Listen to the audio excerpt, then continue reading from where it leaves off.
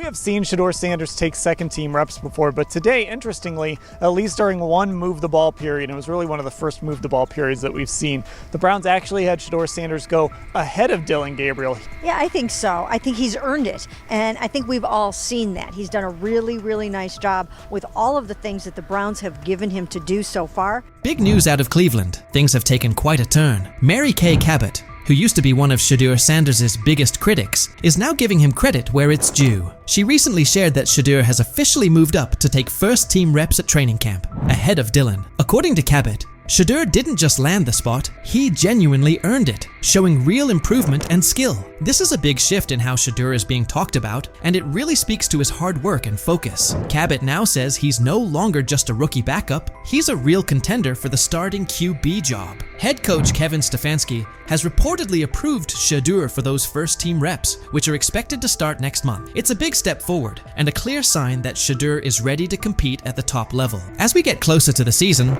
all eyes will be on Shedeur to see if he can lock in that starting role. But it wasn't always this way. Back during minicamp and OTAs, Cabot was one of his toughest critics. She constantly labeled him as a fourth-team quarterback and argued that he wasn't getting the reps he needed to show what he could do. For a while, she seemed like one of the only media figures not sold on his potential. While most of the coverage was backing Shedeur, Cabot stood firm in her doubts about whether he was truly ready. The way it played out yesterday is the way that I thought it would, is that Shedeur right now is the fourth-team quarterback. He did not take any team reps yesterday. Sometimes there's misinformation that comes out of an OTA like that, but he just did not take any team reps. And not just that he wasn't the second guy or the first guy, he didn't take any 11-on-11s yesterday. At one point, Mary Kay Cabot even claimed that Cleveland wasn't setting up Shedeur Sanders to compete for the starting role. In her view, Shedeur wasn't in line to start any preseason games, at least not yet. While he was holding it down with the fourth-team offense, Cabot highlighted that he wasn't being prepped the same way as Dillon Gabriel or the more experienced Kenny Pickett. According to her, the coaching staff hadn't given Shedeur the go-ahead to practice with the first-team unit, leaving a lot of people wondering what his actual role on the team would be. At that stage, it was obvious Shedeur still had a lot to prove. When Cabot was pushing the idea that Shedeur was stuck as the fourth-string QB, plenty of people pushed back, and Kimberly A wasn't having it. When she was asked whether Shedeur had been buried on the depth chart, she didn't hesitate. Kimberly shut the notion down completely. She said flat out that there was no way you could seriously put him in that spot. Anyone who thought Shedeur was being overlooked, she said, was just getting it wrong. According to Kimberly, it wasn't just unlikely, it was straight up inaccurate to say he wasn't being noticed. His skill, presence, and the way he played made it impossible to ignore him. He's as old as Harry, and you're sending him out there against these guys. I don't like anything about it. Extension because it hurts the team every way you look at it. And then finally, Kmart. If I said Cleveland, are they making a mistake burying Shedeur Sanders on their depth chart? Greeny, I don't think he's buried at all. I think it's so premature to even frame it like this. I understand the interest given the fact that there are 4 quarterbacks there, but to say a disservice is being done to Shedeur, I think is a bit. Mary Kay Cabot didn't just stop at calling Shedeur a fourth-string quarterback. She kept doubling down. She even floated the idea that Deshaun Watson could return and take the first-team reps instead of Shedeur. Her comments came across like she was trying to downplay any momentum Shedeur was building, insisting that Watson would likely have the better shot at running the offense. It started to feel like she was more focused on finding ways to discredit Shedeur than acknowledging his progress. Even with his clear potential and steady improvement, Cabot kept pushing a narrative that seemed more about keeping him out of the spotlight than giving him a fair shot.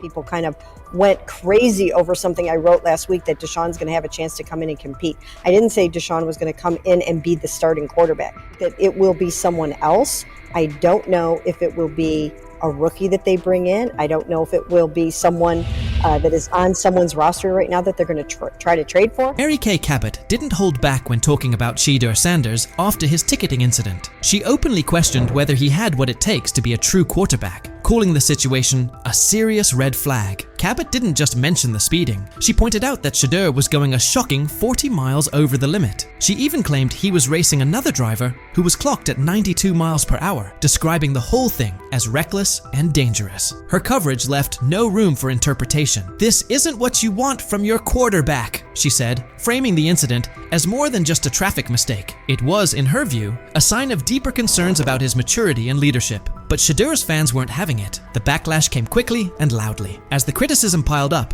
Cabot eventually shut off her comments, clearly seeing that the narrative she'd been pushing was falling apart. She started to realize that sticking to her stance would only hurt her credibility, especially with Shedeur continuing to prove himself. Recognizing that it's okay to change course when the facts do, Cabot finally gave Shedeur his due. She acknowledged his obvious talent and the progress he's made, fully backing him now as a key part of the Browns' quarterback picture. After everything, she had to face the reality. Shedeur Sanders was the real deal. She admitted he had pulled ahead of Dillon Gabriel on the depth chart and was now getting first-team reps. The work Shedeur had put in, the strides he made, and the undeniable skill he showed on the field couldn't be ignored anymore. Cabot came to terms with what had become crystal clear. Shedeur was a serious contender for the starting quarterback job. His moment had arrived. Seen Shedeur Sanders take second-team reps before, but today, interestingly, at least during one move-the-ball period, it was really one of the first move-the-ball periods that we've seen, the Browns actually had Shedeur Sanders go ahead of Dillon Gabriel. Yeah, I think so. I think he's earned it, and I think we've all seen that. He's done a really, really nice job with all of the things that the Browns have given him. Mary Kay Cabot even went so far as to say that Shedeur Sanders had left a strong impression every time he spoke to the media. She pointed out how his poise and maturity during interviews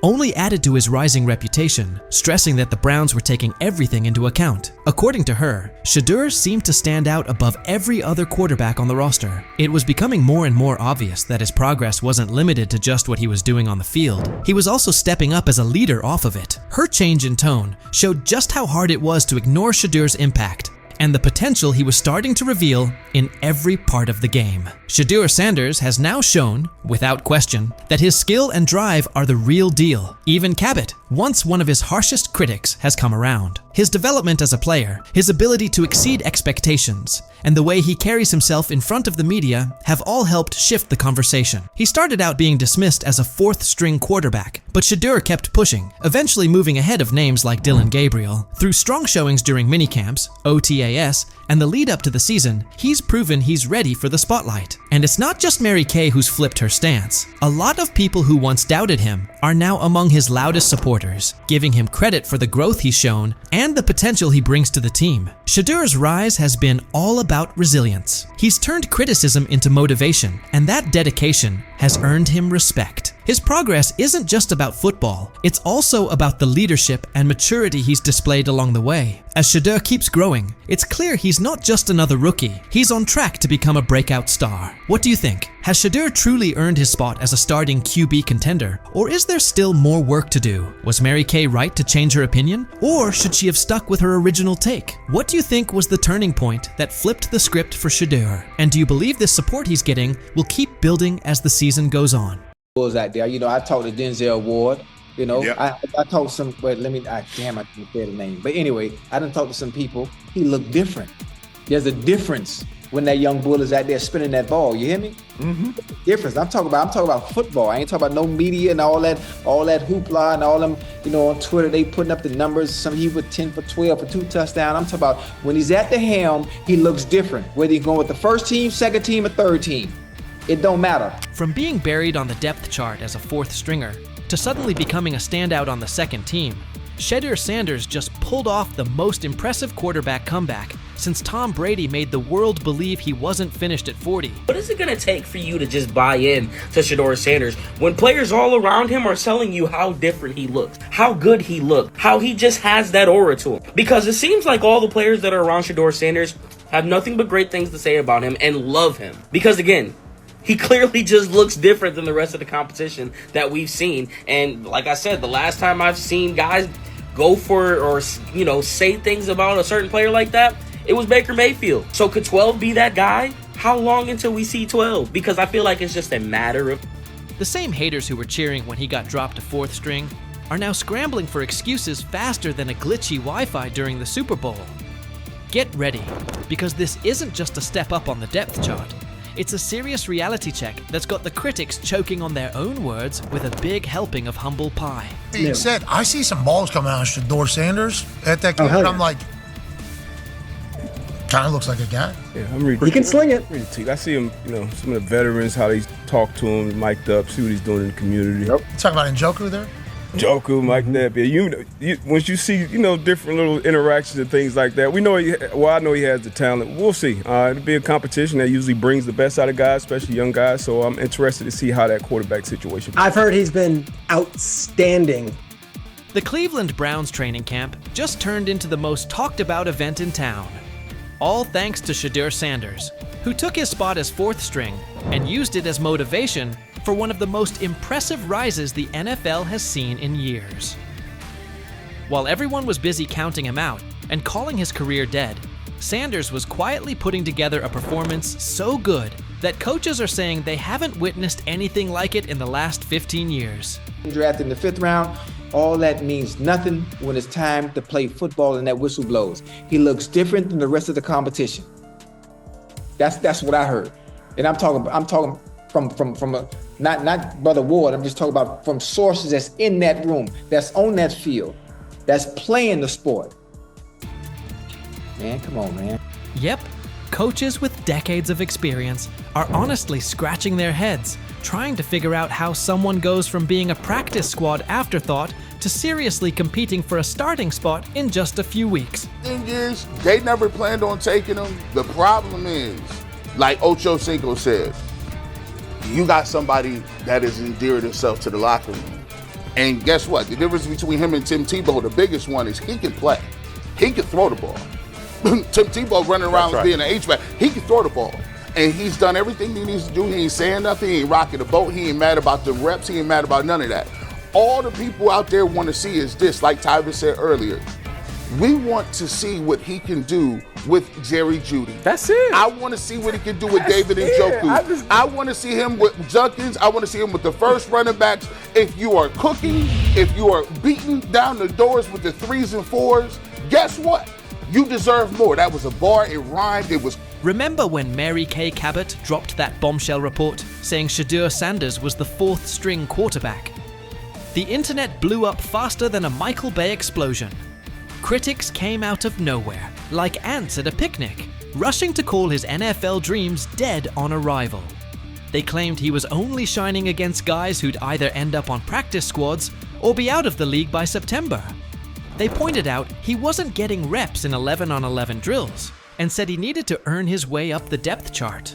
Dude, listen, the guy, all I can say is that he goes where the ball's supposed to go and it looks the way it's supposed to look. Mm-hmm. And when I hear that tells me it sounds like the Browns may have got a steal with Shedeur Sanders in the 5th round, because I think he'll have a chance. I'm not saying he's going to be the starting quarterback in September, like week 1 or 2 or whatever it may be early in the year, but I think he's got a chance to develop into something that hopefully would preclude them from having to draft a quarterback first overall or top 5 next year. He said, I see some balls coming out of Shedeur Sanders at that game, and I'm like,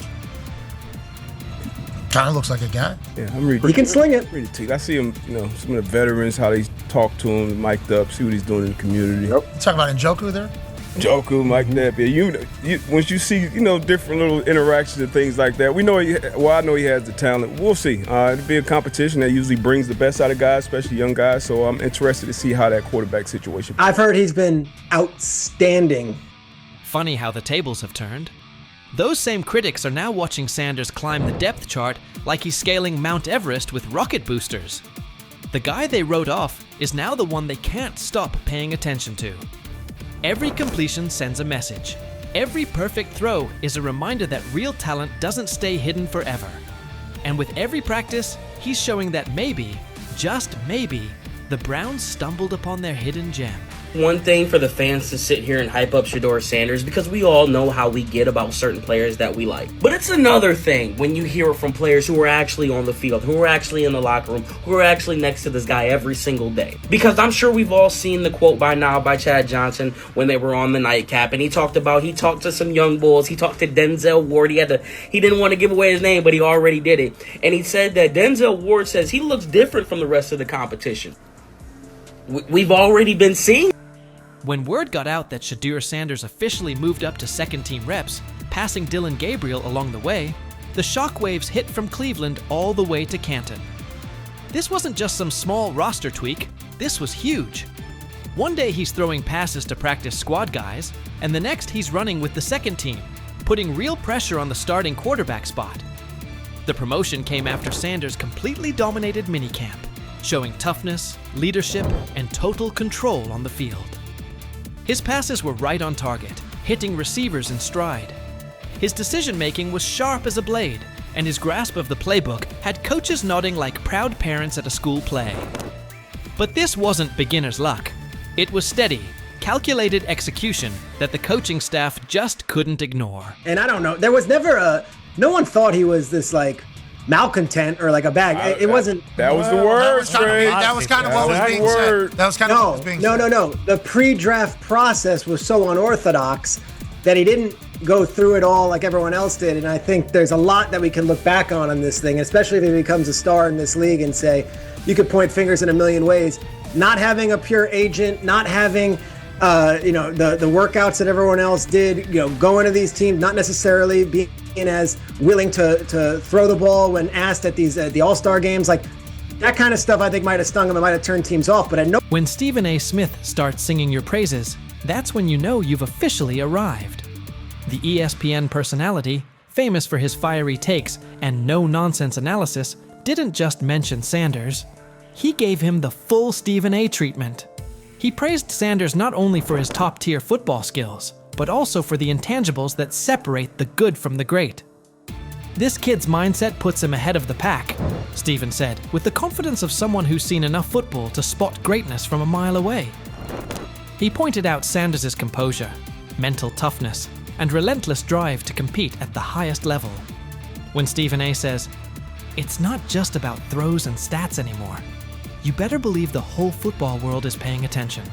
But this stuff wasn't made up. I covered the draft for ESPN. I'm sitting on the desk. It's Shefty, it's Mel, it's me, it's Lewis.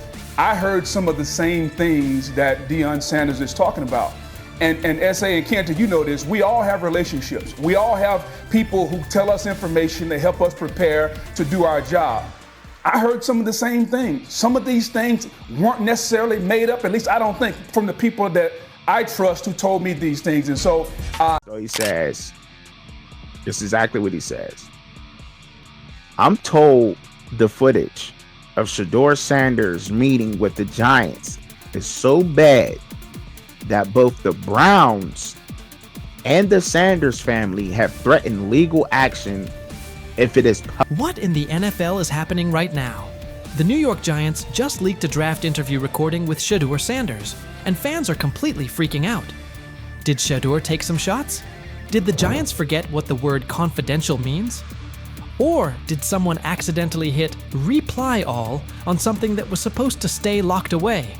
Get ready, because this roller coaster involves hot mics, bad takes, and a whole lot of drama. What happened with Shedeur on draft night to make him fall to the 5th round, and them talking about the Giants coming out with all that information talking about Shedeur did bad, bombed the interview, all that type stuff. We all know my last video when I talked about the interview tape about Shedeur did not get a playbook. The NY Giants, in true Stonewall fashion, dropped a carefully trimmed clip from their highly sought-after interview with Shedeur Sanders, then quickly locked everything else away like it was top-secret intel. Was this a calculated PR stunt, or just a low-key attempt at sabotage? Either way, the silence speaks louder than any official statement. Fans aren't buying this half-baked version of transparency, and they're definitely not ready to just bench him and move on. Instead, they're demanding answers, calling out the organization for what feels like a planned smear job. One thing's for sure, the hate is loud, but Shedeur's supporters are even louder. There was another team that he sat down with. What do you mean it didn't go well after that?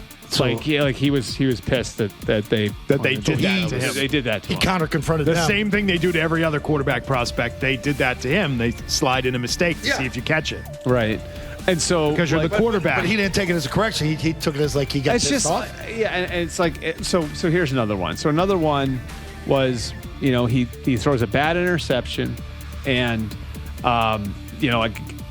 it was a deep throw early in the game, and he comes back and they go in the meeting, they show the interception. Let's just call it like it is.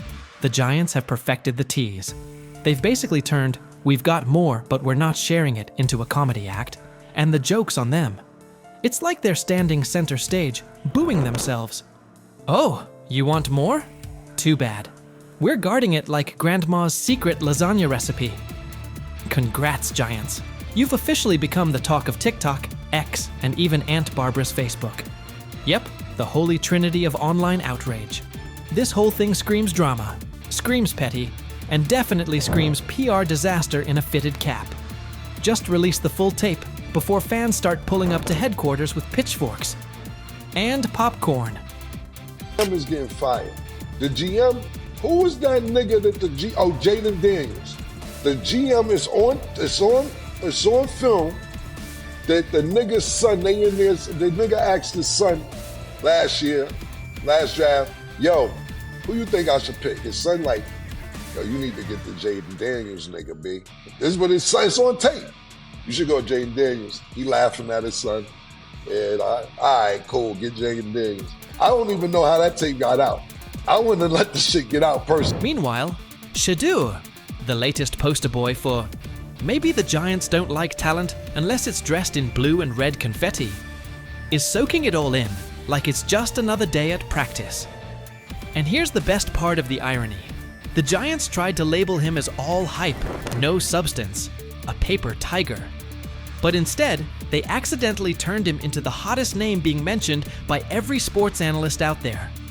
They tried to bury the story, but somehow ended up stamping it in bold.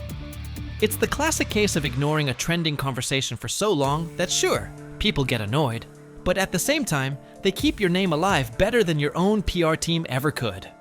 It's funny. New York Giants, where these tapes at? You hear me?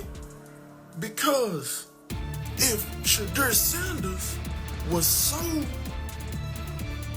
unprofessional, y'all would have leaked the tapes for the whole world could see, right?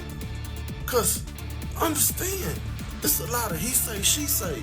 But one thing I do know, as a young black man growing up in this world, being straightforward and not sugarcoat anything. Oh, this narrative is pure gold. Giants PR completely skipped subtlety and went straight to the "we don't like his dad" playbook. A move so awkward, it's like trying to dunk and ending up in a kiddie pool. You can almost picture them brainstorming it.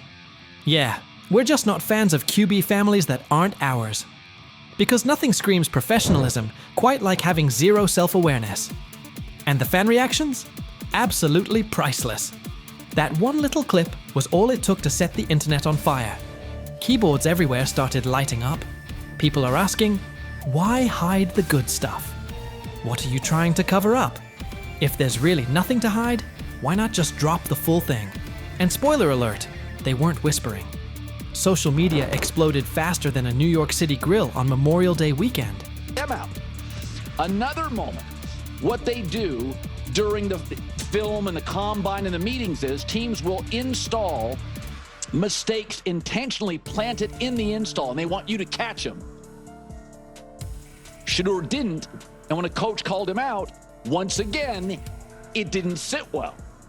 It's like, bro, there's not many teams needing quarterbacks, especially since Pittsburgh appears to have a deal with Aaron Rodgers and Tennessee's getting Cam Ward. So you're down to the Giants, who are not in. And that brings us to the next tasty slice of irony. By refusing to release the full interview, the New York Giants probably thought they were hurting Shedeur Sanders' image. But instead, they ended up throwing gasoline on the hype train. Rather than shutting things down, they made him look like the kid who grabbed the last cookie and somehow got blamed for taking the whole jar. Only difference? This kid's got cameras on him 24/7, and he's handling the heat like a seasoned pro. Now, every move he makes is being broken down, every throw studied like it's a presidential debate. Fans are calling it what it is.